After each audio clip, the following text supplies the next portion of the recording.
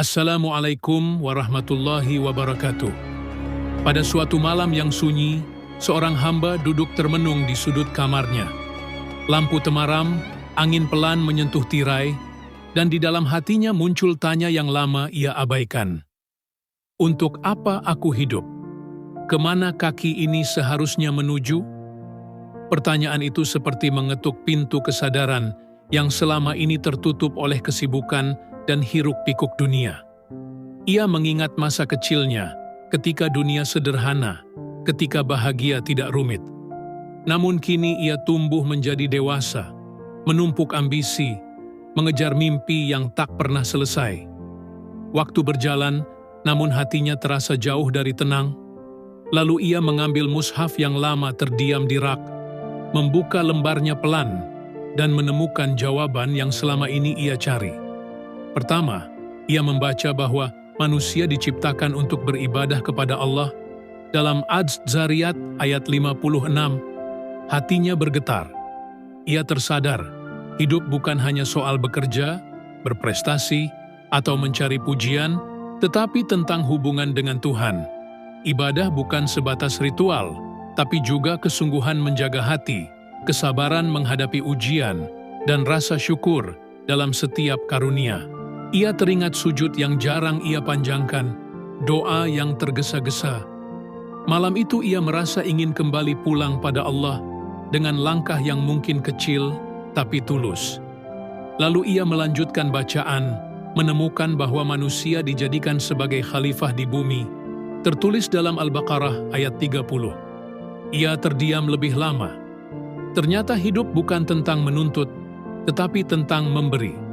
Dunia menunggu sentuhan kebaikan darinya, menjaga alam, menyayangi sesama, menahan lisan dari menyakitkan, semua bagian dari tugas khalifah.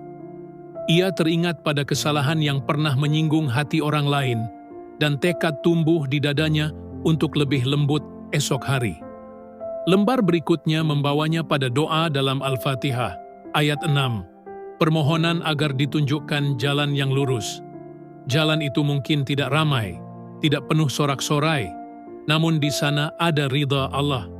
Ia mengingat saat ia tergoda oleh dunia, saat ia memilih mudah daripada benar. Malam itu ia belajar bahwa berjalan di jalan lurus bukan berarti tidak jatuh, tetapi berani bangkit setiap kali salah. Yang penting bukan seberapa sering kita terjatuh, melainkan seberapa dalam kita ingin kembali. Kemudian ia membuka surat Al-Asr ayat 1-3 dan menemukan bahwa waktu adalah amanah. Ia memandangi jam di dinding, jarumnya bergerak pelan namun pasti. Waktu tidak pernah menunggu. Berapa banyak hari ia lewatkan tanpa kebaikan? Berapa banyak kesempatan ia abaikan karena menunda? Ia sadar bahwa amal saleh tidak harus besar. Kadang hanya sekedar memberi senyum, membantu sebisanya, memaafkan meski berat, itulah benih-benih surga yang ditanam dalam senyap.